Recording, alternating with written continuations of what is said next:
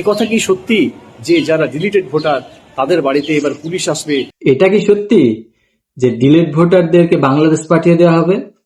এই নিয়ে আজকে আমরা একজন অ্যাডভোকেট মানে একজন আইনজীবী শফিকুল ইসলাম তিনার মুখ থেকে আমরা শুনবো যে এই বিষয়ে আইন কি বলছে। গতকাল আমাদের রাজ্যের মুখ্যমন্ত্রী শ্রী শুভেন্দু অধিকারী মহাশয় তিনি কিন্তু একটি রিপোর্ট পেশ করেছেন।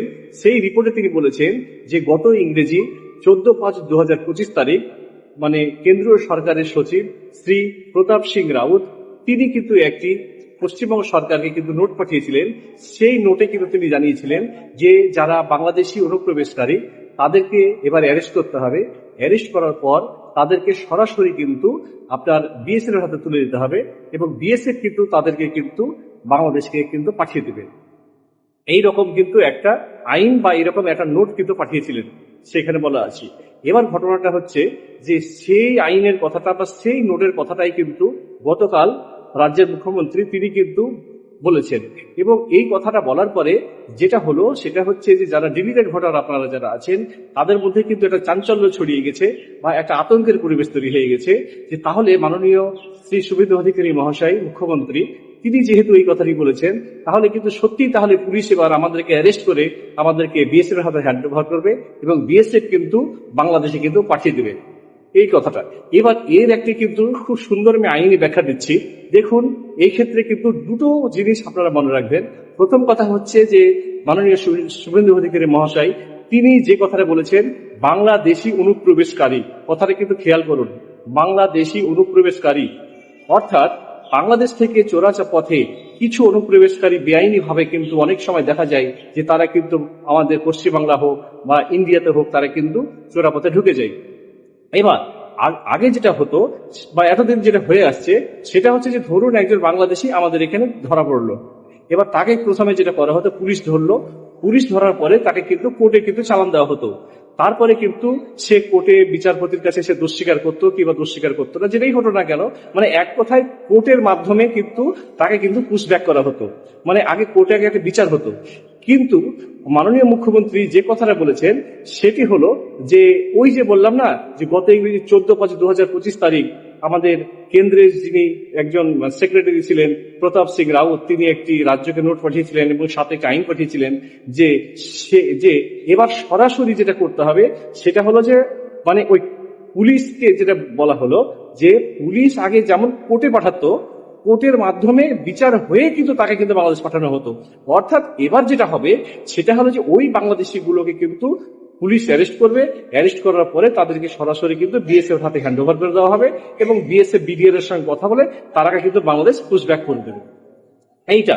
কিন্তু আপনারা যারা ডিলিটেড ভোটার তারা কিন্তু এখানে মানে করে নিচ্ছেন যে আপনাদের ডিলিটেড ভোটারদেরকে পুলিশ এসে অ্যারেস্ট করে আপনার বিএসএফ হাতে হ্যান্ড ওভার করে দেবে। এই জায়গাটাতেই কিন্তু আপনাদের কিন্তু ভুল হচ্ছে বুঝতেই। কারণটা হচ্ছে যে আপনারা যারা ডিলিটেড ভোটার আপনারা তার সকলেই তো ইন্ডিয়ান।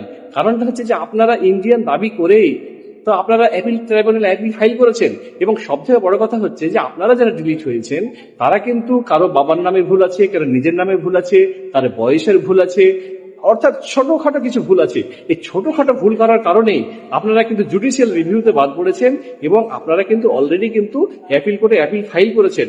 সুতরাং আপনারা কিন্তু অ্যাপিল কোর্টে আপনারা কিন্তু কেউ ডিলিটেড ভোটার মানে প্রথমবার ডিলিট হয়েছেন কিন্তু ফাইনালি কিন্তু কেউ ডিলিটেড ভোটার না। অর্থাৎ যেহেতু অ্যাপিল ট্রাইব্যুনাল অ্যাপিল ফাইল আছে সুতরাং কিন্তু আপনারা কিন্তু এখানে আপনাদের এই অবস্থাটাকে বলা হবে পেন্ডিং, এটাকে আইনের ভাষায় পেন্ডিং বলা হবে। সুতরাং কোনো পুলিশ কিন্তু আপনার বাড়িতে গিয়ে আপনাকে অ্যারেস্ট করতে পারবে না বা আপনাকে বিএসএফ হাতে হ্যান্ড ওভার করতে পারবে না। আপনাদেরকে আমি এর আগেও বলেছি আজকেও বলছি যে দেখুন আমাদের ভারতবর্ষে কিন্তু নির্দিষ্ট আইনের কাঠামোতে চলে এবং কিন্তু আমাদের ভারতবর্ষে তার থেকেও একটা আইন সংবিধান আছে।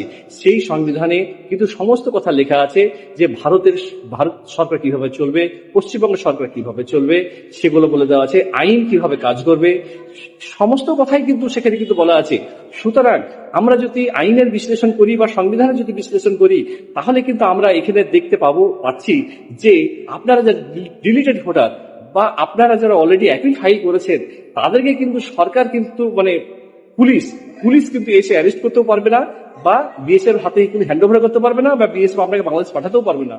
এবার মজার কথাটা হলো যে এখানে আপনাদের যেমন একটি ভুল বোঝাবুঝি যেমন তৈরি হয়েছে, সাথে সাথে আরো একটা বিষয় হয়েছে যে কিছু কিছু ফেসবুকে যারা ভিডিও করছে বা ইনস্টাগ্রামে ভিডিও করছে বা ইউটিউবে যারা কিছু ভিডিও করছে, তারা কিন্তু কিছু জনগণ আছে, তারা তাদের ভিডিওটাকে শুধু প্রচার করার জন্য, ভিডিওটাকে শুধু বাণিজ্যিকরণ করার জন্য, তাদের ভিডিওটা যাতে করে বেশি বেশি করে মানুষ দেখে তার জন্যই তারা কিন্তু এই কথাটাকে কিন্তু ভুল ব্যাখ্যা করছে এবং যারা ডিলিটেড ভোটার তাদেরকে কিন্তু আতঙ্ক সৃষ্টি করছে তাদের মনে, যে তারা যেন আতঙ্কিত হয়ে যায় এবং তাদের ভিডিওটা যেন বেশি বেশি করে দেখে, বেশি বেশি করে শেয়ার করে। আপনাদেরকে বলছি, আপনারা এই সমস্ত ভিডিওগুলো থেকে বিরত থাকুন। যারা আপনাদেরকে এই ভুল বুঝিয়ে আতঙ্ক দেখিয়ে তারা তাদের ভিডিওগুলোকে শেয়ার করাচ্ছে বা ভিডিওগুলোকে দেখাচ্ছে, আমি একজন আইনজীবী, আইনের ব্যাখ্যা করার আমার অধিকার আছে, সংবিধানের ব্যাখ্যা করার আমার অধিকার আছে। আমি সেই জায়গা থেকেই বলছি যে আপনাদেরকে যারা ডিলিটেড ভোটার, আপনারা যারা অ্যাপিল ফাইল করেছেন, অ্যাপিল পেন্ডিং আছে, আপনাদেরকে কোনো অবস্থাতেই পুলিশ ধরতে পারবে না, বিএসএফ হাতে দিতে পারবে না বা বিএসএফ আপনাকে বাংলাদেশ পাঠাতে পারবে না। যদি কোথাও কোনো অবস্থায় এই ঘটনা যদি একজনের ক্ষেত্রেও যদি ঘটে থাকে, আপনাদের জন্য হাইকোর্ট খোলা আছে, সুপ্রিম কোর্ট খোলা আছে। আপনারা ভাবছেন কেন? কারণটা হলো এটা হবেই না। তাছাড়া সব থেকে বড় কথাই হলো যে পুলিশ আপনাদের সঙ্গে এটা করবেই না।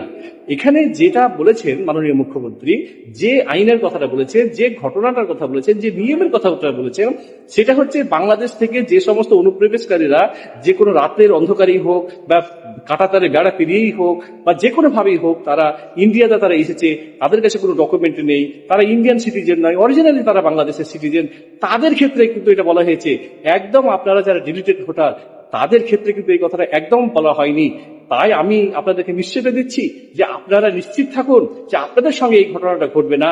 এবং আপনারা যারা আতঙ্কিত হয়ে পড়েছেন, যারা অসুস্থ হয়ে পড়েছেন, আমি তাদেরকে আবারও বলছি যে আপনারা শান্ত থাকুন, ভালো থাকুন, খুশি থাকুন। কারণটা হচ্ছে আপনারা প্রত্যেকে তো ইন্ডিয়ান সিটিজেন, আপনারা কেন এই ভয়টা করছেন? কারণ আইন আপনার পক্ষে আছে, আদালত আপনার পক্ষে আছে, সংবিধান আপনার পক্ষে আছে, আপনি তো ভারতীয় নাগরিক। সুতরাং এখানে আপনার ভয় পাওয়ার কোনো কারণ নেই। সবই ঠিক আছে, কিন্তু আমার একটি এই আইনজীবীর কাছে একটা কোয়েশ্চেন, আমি নিজে এই বিষয়টা জানবো সেই কারণে প্রশ্নটা করছি। তো যারা গরিব গরিব মানুষ যারা অনেক আছে, তারা আইন সম্বন্ধে সঠিক কিছু জানে না বা বোঝে না, এবং তারা তাদের ডকুমেন্টস ঠিকঠাক পর্যন্ত নেই। তো তাদের জন্য কি করা যাবে? তারা কি করবে? তারা তো দেশের নাগরিক, কিন্তু তাদের হয়তো ডকুমেন্টসটা ঠিকঠাক নেই, কিন্তু তারা তো আদৌ দেশের নাগরিক। তার জন্য কি করা যাবে? এই কোয়েশ্চেনটার উত্তরটা দিয়ে যাবেন, সবাই জানবে, সবার হেল্প হবে, সবার একটা সাহায্য হবে, সবাই বুঝবে যে বিষয়টা কেমন করা দরকার। আর আপনাদেরকে বলবো, আপনারা আপনাদের জন্য সঠিক এবং পাকাপোক্তা একটা ডকুমেন্টস বা যত ডকুমেন্টস থাকবে সবকিছু আপনারা রেডি করে রাখবেন। কখন কি হয়ে যাবে কিছু বলার নেই।